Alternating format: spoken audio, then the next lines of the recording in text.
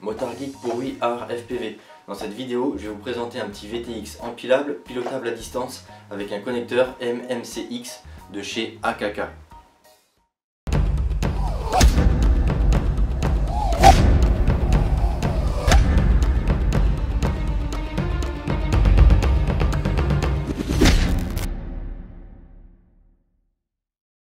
Donc ce petit émetteur vidéo qui m'a été envoyé par AKK, c'est le AKK FX2 qui émet sur la fréquence 5,8 GHz, qui dispose d'un fil pour le piloter au travers d'une carte de vol via un port UART, un PIT mode et un connecteur MMCX qu'on va voir tout de suite en déballant sans plus attendre la petite boîte. Donc lorsqu'on déballe la petite boîte, on tombe directement sur le VTX en question. Je vais essayer un petit peu de me rapprocher de la caméra. Voilà, donc le connecteur MMCX, il est là. Donc ça c'est un connecteur qu'on voit pas souvent. Moi la seule carte de vol qu'il a que je connais, c'est la Mercury de chez Impulse RC. Donc voilà, je vais essayer de vous montrer un peu les deux embouts. Je sais pas si ça se verra bien à la caméra, mais je vous prendrai des photos pour l'article sur le blog. Donc c'est tout simple à brancher. Voilà, hop, on clipse comme ça et ça tient.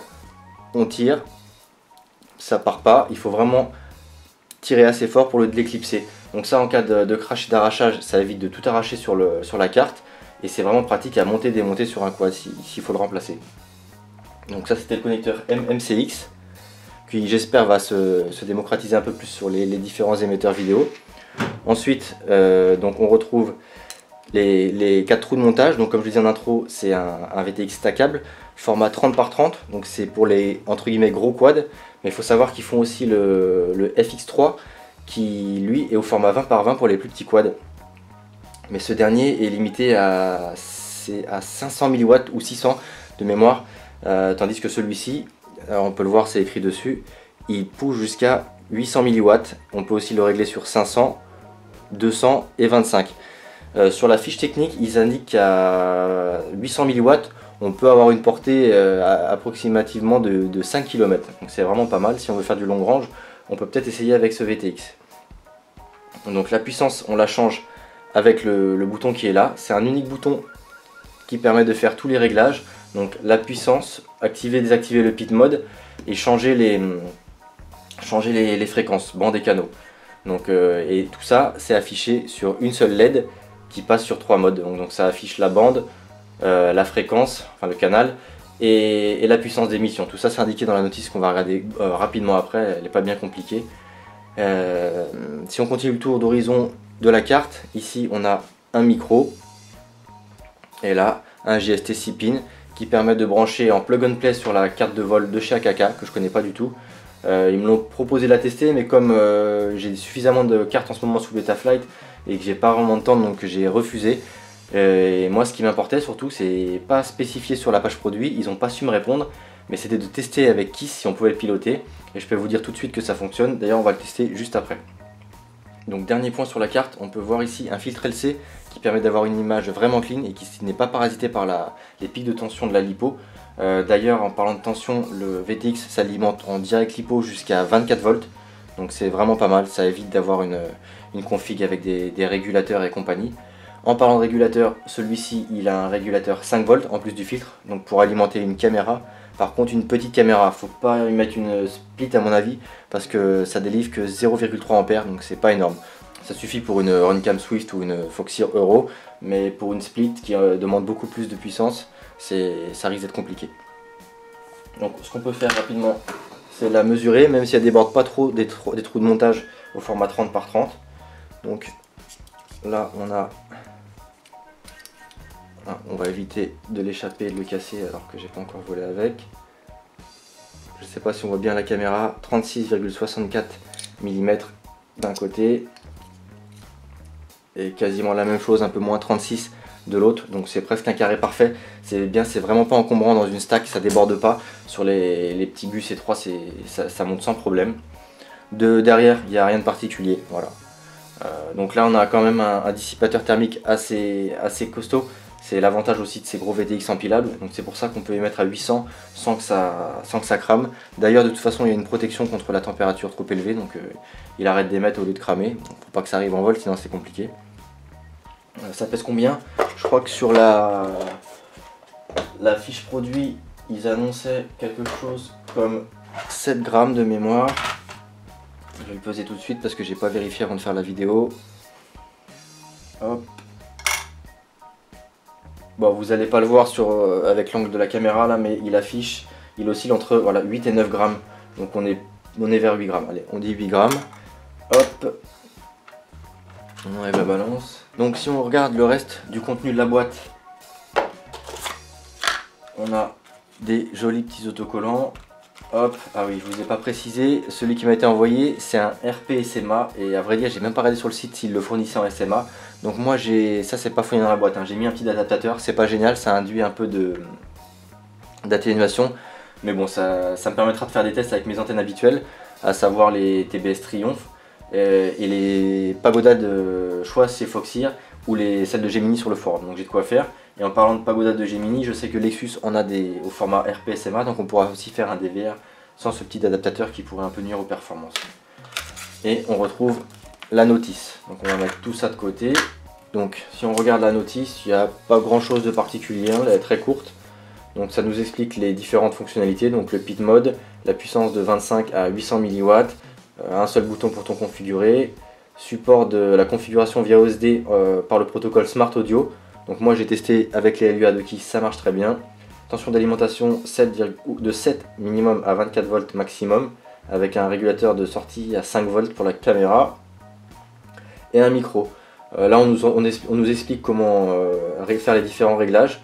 Donc lorsqu'on a fait un appui court sur le bouton, ça change le canal, et lorsqu'on fait un appui de 2 secondes, ça change la bande. Donc faut se mettre sur la reste bande principalement, et ensuite avec un appui court changer de 1 à 8 pour trouver sa bonne fréquence. Et ensuite si on fait 4 secondes, c'est pour passer de 25, 200, 800 mW.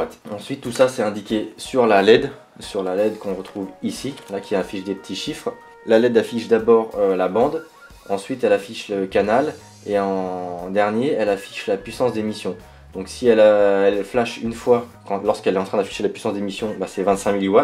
Lorsqu'elle flash deux fois, c'est 200 mW, 3 fois 500 et 4 fois 800 puissance maximale. Derrière, on nous explique comment fonctionne le pit mode.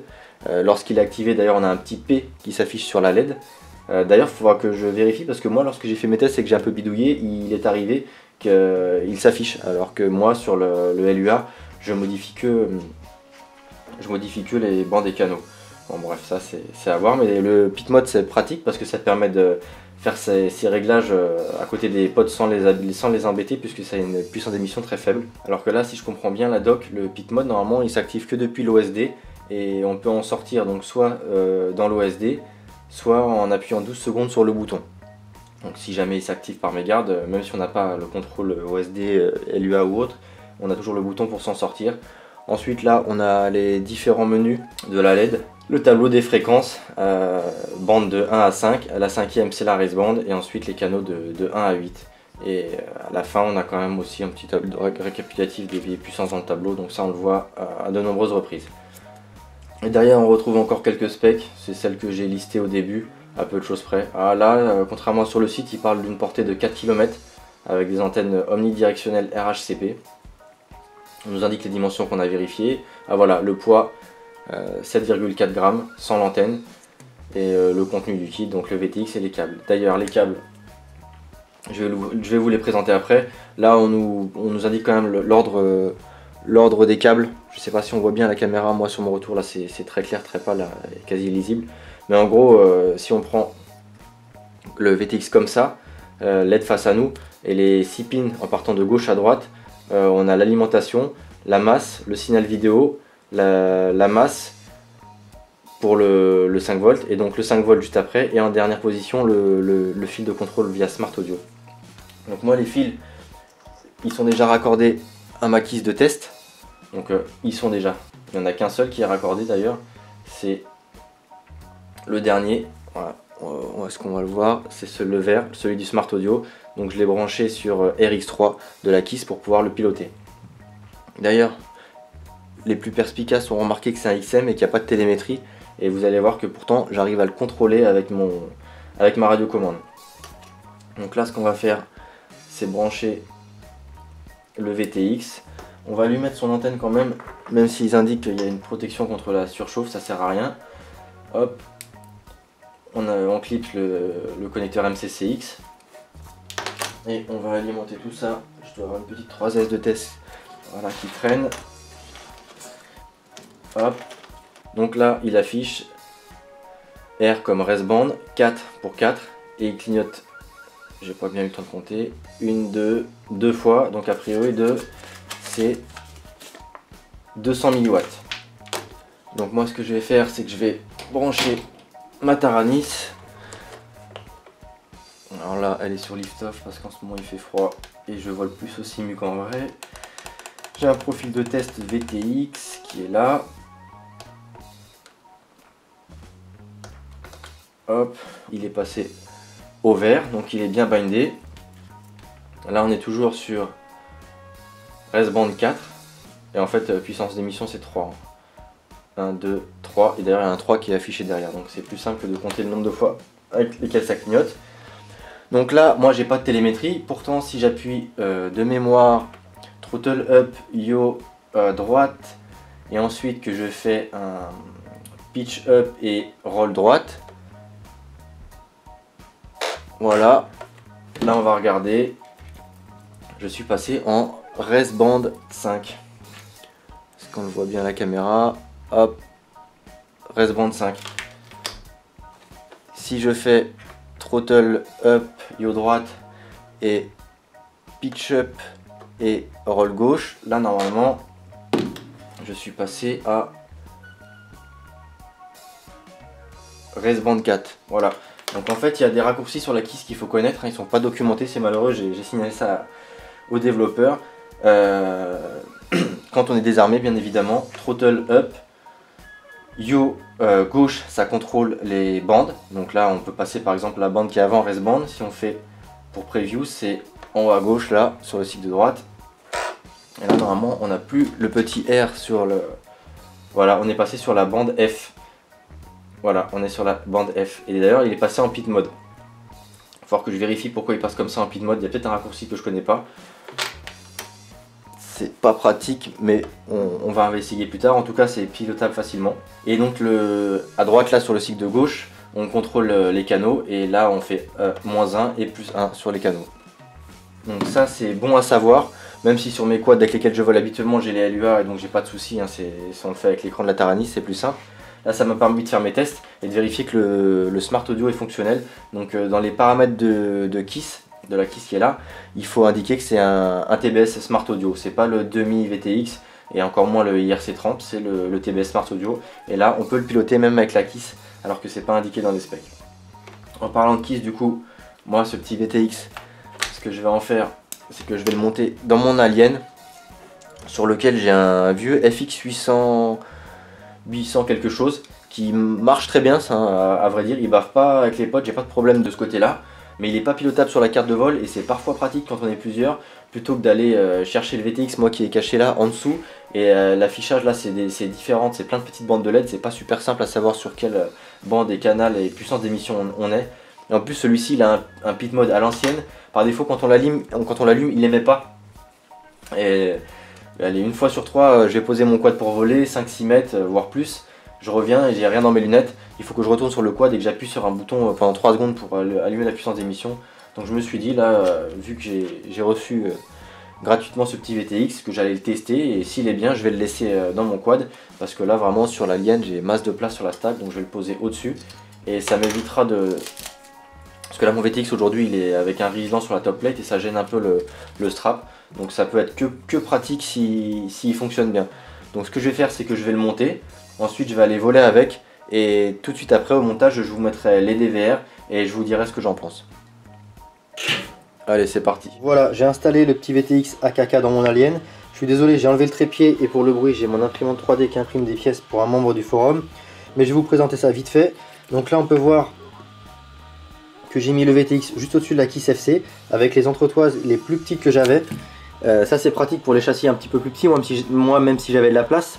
Mais ce qu'il faut voir, c'est que la carte elle est lisse, la carte de l'AKK elle est lisse en dessous. Donc du coup il n'y a pas d'électronique qui peut venir toucher les différents composants de la KISS ou de la carte de vol qui est juste en dessous. Donc ça c'est bon à savoir. Donc tout est raccordé, normalement tout fonctionne. Je vais quand même vous montrer ça en live. Donc là j'ai branché une petite 3S. Là il bip parce que justement c'est une 3S. Donc là on peut voir, si je cache un peu la lumière, puissance d'émission 1, 5 le canal, et R comme raiseband. Il est en puissance d'émission 1, donc c'est 25 000 watts parce que j'ai pas armé. Là si j'arme, hop, les moteurs tournent, et normalement on passe en puissance d'émission, voilà, 4, c'est 800 000 watts.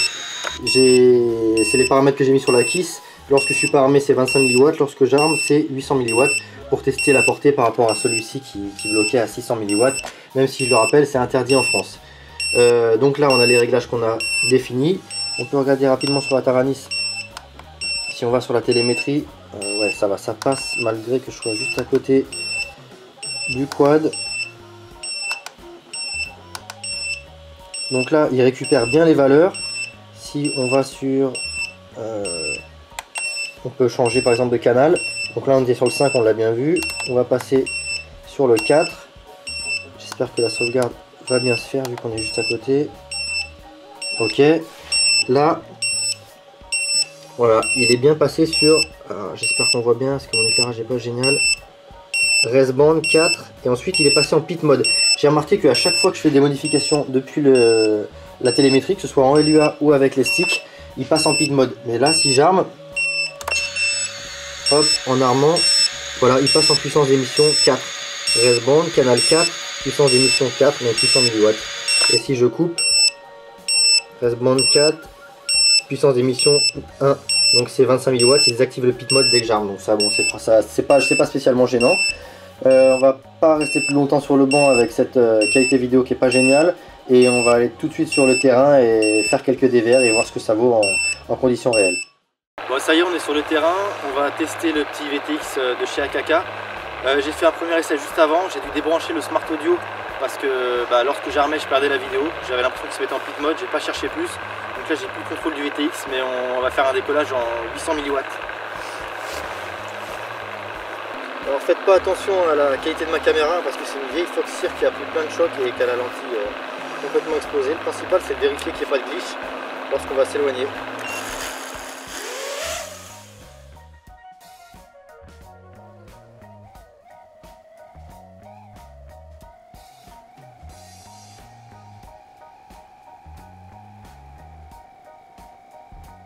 Voilà, on passe déjà une première zone avec des arbres. Ils sont pas super hauts mais c'est assez dense. Pour le moment il y a vraiment zéro glitch. Ici on est environ à 500-600 mètres. J'avais regardé sur Google Maps avant de venir.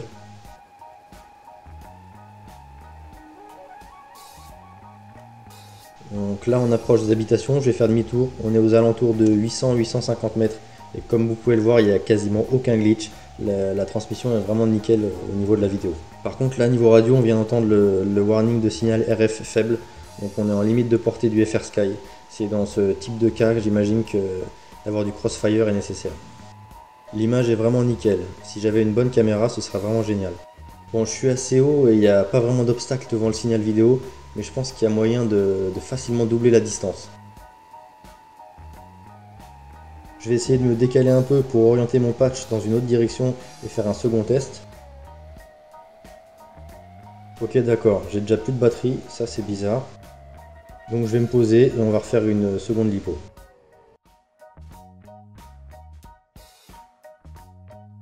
Ok, donc là j'ai mis une batterie neuve, je vais m'orienter dans cette direction là. Il y a un peu moins d'obstacles et donc peut-être que je pourrais aller plus loin. Ceci dit, il y a quand même un dénivelé donc il va falloir faire gaffe. On va partir un petit peu en low riding, pas trop haut, histoire de perturber un peu le signal.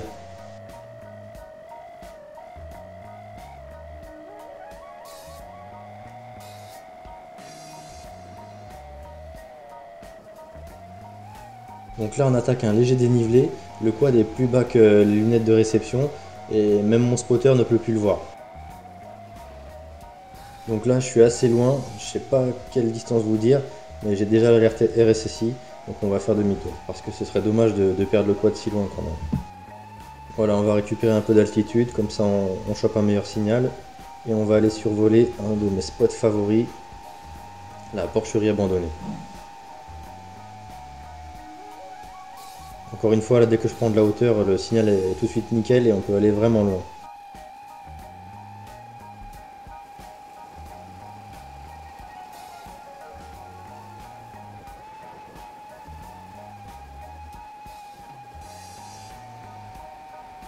Donc là, on peut voir quelques glitches en passant derrière les gros arbres, mais il n'y a rien de bien grave.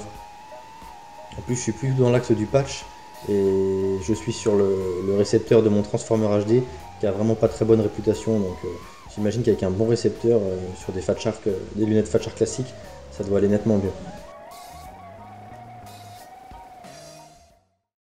Donc voilà, c'est fini, c'en est fini pour ce test de ce VTX qui marche plutôt bien. Franchement, j'ai rien à mon Tramp et mon vieux FXT, ils ont rien à lui envier. J'ai fait les tests dans des conditions qui n'étaient pas spécialement légales, mais j'avais quand même un spotter et ça fonctionne bien. C'est tout ce que je peux vous dire pour le moment. N'hésitez pas à nous suivre sur les réseaux sociaux parce que sur le long terme, si j'ai des soucis ou quoi que ce soit avec, je vous en ferai part et surtout, je vais essayer de régler la petite problématique là que j'ai avec le Smart Audio sur la Kiss. Sur ce, je vous dis à bientôt pour une prochaine vidéo, c'était Motard Geek.